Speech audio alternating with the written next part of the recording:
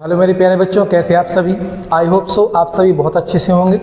तो आज की इस वीडियो में हम सॉल्व करेंगे एनसीईआरटी बुक की क्लास 12 मैथ्स और एग्जाम्पल 7। अब ये जो एग्जाम्पल 7 है ये आता है कि इंटीग्रेशन ऑफ ट्रिग्नोमेट्रिक आइडेंटिटीज से, मतलब ऐसे क्वेश्चन जिनमें ट्रिग्नोमेट्रिक आइडेंटिटीज अप्लाई होंगे। तो यहाँ पे हम एक एक क्वेश्चन को सॉल्व करेंगे, जहाँ पे आपको इस एग्जाम्पल में 3 क्वेश्चन दिए गए हैं, जिसमें फर्स्ट है cos स्क्वायर एक्स, सेकेंड है sin x sin 2x cos 3x और थर्ड है sin qx। तीनों ही क्वेश्चन बहुत ईजी हैं। तो चलिए शुरू करते हैं। इसके पहले अगर आप लोगों ने मेरे चैनल जो है वो उसका सब्सक्राइब नहीं किया है तो प्लीज़ कर लीजिए। तो देखिए, सबसे पहले यहाँ पे जो फर्स्ट क्वेश्चन है, फर्स्ट है cos स्क्वायर एक्स dx। तो हमने फर्स्ट का सॉल्व लिखा कि i is equal to cos square x dx। ठीक है। अब इस क्वेश्चन को सॉल्व करने के लिए हमने क्लास 11th में इसका एक फॉर्मूला पढ़ा था, और फॉर्मूला क्या होता है cos स्क्वायर एक्स का, 1 प्लस cos 2x अपॉन 2 और dx। ये फॉर्मूला हमने क्लास 11th में पढ़ा हुआ है। तो अब यहाँ से इसका इंटीग्रेशन करना थोड़ा सा आसान हो गया है। तो यहाँ पे हम क्या कर देंगे, 1/2 और cos x अपॉन 2 को अलग अलग राइट कर लेंगे। तो यहाँ पे लिखेंगे अपन 1/2 और प्लस cos 2x अपॉन 2। ठीक है। और यहाँ पे dx। अब हम दोनों का अलग अलग इंटीग्रेशन कर लेंगे। तो यहाँ पे लिखेंगे 1/2 dx और यहाँ पे क्या लिखेंगे कि cos 2x अपॉन 2 और dx। अब इसको थोड़ा और इजी कर लेंगे हम। तो 1/2 बाहर लिखेंगे और यहाँ पे लिखेंगे 1dx और प्लस अगेन 1/2 लिखेंगे तो यहाँ पे लिखेंगे cos 2x। अब बस हमारे लिए इसका इंटीग्रेशन ही करना है। ठीक है। तो जो 1 का इंटीग्रेशन है x के रिस्पेक्ट में, ये क्या होता है, x होता है, plus again 1/2 as it is होता है, और cos 2x का जो इंटीग्रेशन है ये होता है sin 2x अपॉन 2 और प्लस c। क्योंकि जो भी वैल्यू x के साथ होती है वो हमारे डिनोमिनेटर में अपने आप आ जाती है, मतलब t मान के। इसके पहले हमने क्वेश्चन कई किए भी थे। तो जब इसका हम फाइनली आंसर निकालेंगे तो आंसर क्या बनेगा, यहाँ पे आंसर बनेगा x अपॉन 2 और प्लस यहाँ पे क्या होगा, 2 2 या 4 बन जाएगा। तो 1/4 और sin 2x और प्लस c। तो ये जो आंसर है ये फर्स्ट का आंसर हमारे पास क्लियरली निकल के आ जाएगा। ठीक है। बहुत ही सिंपल और बहुत ही आसान है। बस आपके लिए ये फॉर्मूला जो है वो याद होना चाहिए। ठीक है। यहाँ पे cos स्क्वायर एक्स का, इसी तरीके से आपको sin स्क्वायर एक्स का मिलेगा। तो वहाँ पे फॉर्मूला क्या लगाएंगे, 1 माइनस cos 2x अपॉन 2। हालांकि वो वाला जो क्वेश्चन है वो आपको एक्सरसाइज में मिलेगा। यहाँ पे अपन एग्जाम्पल करते हैं। अब इसके बाद हम एग्जाम्पल करेंगे second solve. Question number second देखेंगे। तो जो क्वेश्चन नंबर सेकेंड है वो क्या है, सॉल्व में लिखेंगे i इज इक्वल टू यहाँ पे sin 2x और cos 3x और dx। देखिए, फिर से हम क्लास 11th में जाते हैं। एक फॉर्मूला पढ़ा था हमने क्लास 11th में, कौन सा, ये 2 sin a cos b। तो जब हमेशा साइन आगे होता है तो फॉर्मूला जो हमारे पास बनता है वो बनता है sin a प्लस b और plus sin a minus b। मतलब फॉर्मूले जो है वो 11th क्लास के आपको याद होने चाहिए, तभी आप ट्रिग्नोमेट्रिक आइडेंटिटीज के जो इंटीग्रेशन है वो आसानी से सॉल्व कर पाएंगे। अगर आपको अभी भी फॉर्मूले याद नहीं है तो आप फॉर्मूले जरूर से याद कीजिए। ठीक है। इसके लिए हम ऑलरेडी अलग से वीडियो बना देंगे कि फॉर्मूले कैसे याद किए जाते हैं और फॉर्मूले किस चीज़ का, कौन सा फॉर्मूला हमारे पास ये ट्रिग्नोमेट्रिक आइडेंटिटीज में निकलता है। तो अब यहाँ पे 2 नहीं है तो सॉल्व करने के लिए हम क्या करेंगे, यहाँ पे 2 का मल्टीप्लाई कर देंगे, 2 का डिवाइड कर देंगे, और यहाँ पे क्या लिखेंगे एज इट इज कि sin 2x और अगेन cos 3x और dx।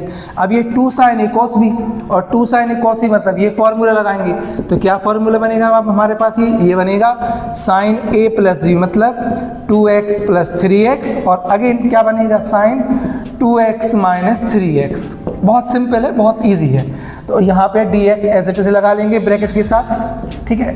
अब देखिए यहाँ पे जब सॉल्व करेंगे तो यहाँ पे जब नेक्स्ट स्टेप क्या बनेगा हमारे पास, यहाँ पे बनेगा sin 5x और यहाँ पे क्या बनेगा sin और माइनस x।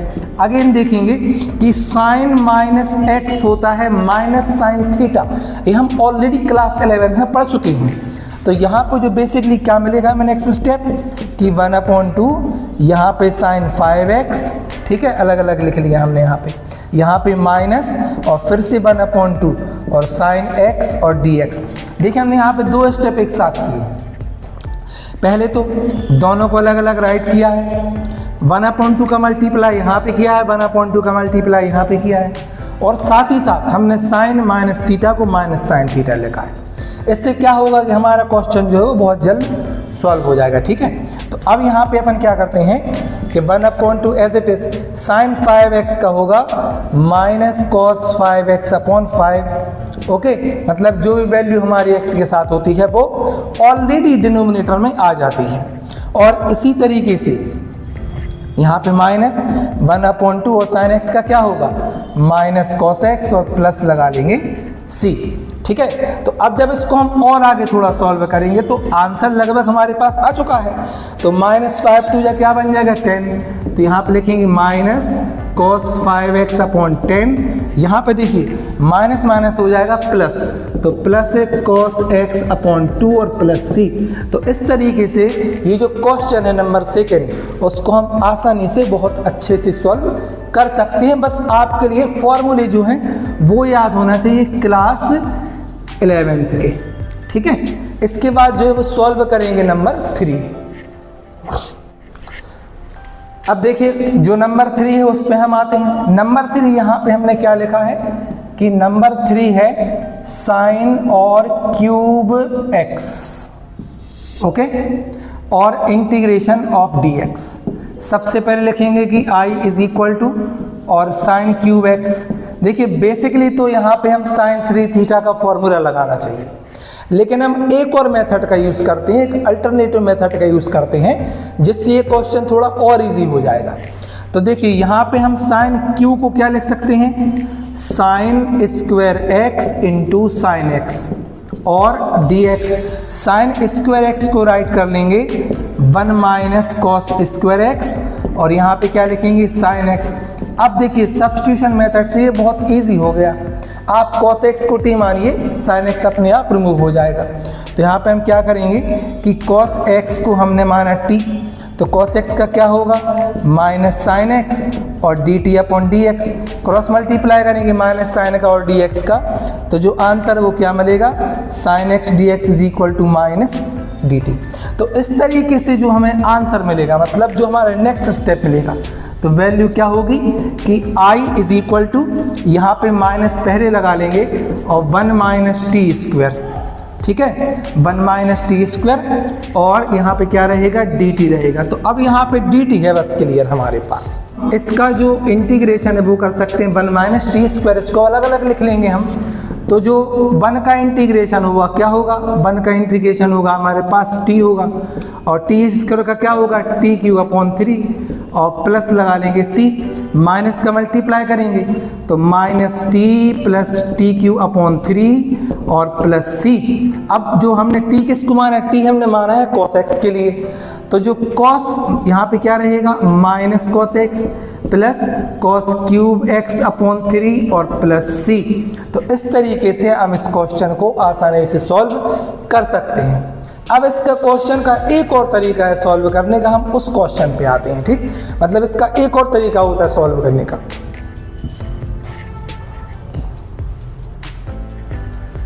तो देखिए ये जो थर्ड नंबर है ये है साइन क्यूब एक्स, तो इसकी एक और मेथड लगाते हैं साइन क्यूब एक्स। तो एक फॉर्मूला हमने क्लास 11th में कौन सा पढ़ा है कि sign 3x is equal to क्या होता है 3 sine x minus 4 sine cube x। तो इस जगह से आपको साइन क्यूब x की वैल्यू निकाल लेनी है। तो ये इस तरफ आ जाएगा और इसको हम राइट साइड में ले जाएंगे। तो नेक्स्ट स्टेप क्या रहेगा कि 4 sine cube x is equal to 3 sine x और माइनस यहाँ पे क्या रहेगा साइन 3x। आप 4 अपॉन में कर दीजिए, जब 4 अपॉन में करेंगे तो यहाँ पे क्या बनेगा 3 upon 4 sine x minus 1 upon 4 और साइन क्यूब x। इस तरीके से हम मतलब यहाँ पे साइन क्यू एक्स की वैल्यू ये आ जाएगी। अब ये वैल्यू हम यहाँ पे राइट कर लेंगे। राइट करेंगे तो यहाँ पे नेक्स्ट स्टेप क्या मिलेगा हमें, यहाँ पे नेक्स्ट स्टेप मिलेगा 3/4 और साइन एक्स माइनस 1/4 और यहाँ पे क्या रहेगा हमारे पास नेक्स्ट स्टेप साइन 3x रहेगा ये, ठीक है। क्या रहेगा यहाँ पे साइन 3x, तो यहाँ पे रहेगा साइन 3x। अब हम क्या करेंगे, दोनों को अलग अलग राइट कर लेंगे और ये कांस्टेंट नंबर बाहर निकाल लेंगे। तो नेक्स्ट स्टेप हमारे पास रहेगा 3/4 और यहाँ पे only sine x dx, again minus 1/4 और यहाँ पे साइन 3x और dx। अब देखिए साइन x का क्या होता है इंटीग्रेशन, साइन x का होता है माइनस कॉस x, पहले इसे लगा लिया हमने। साइन 3x का क्या होगा, minus minus plus cos 3x और अपॉन हो जाएगा 3 और प्लस c, तो 4 3 या 12 लिख लेंगे यहाँ पे हम, ठीक है। तो हमारे पास आंसर क्या बनेगा, हमारे पास आंसर बनेगा -3/4 और यहाँ से cos x, ठीक है।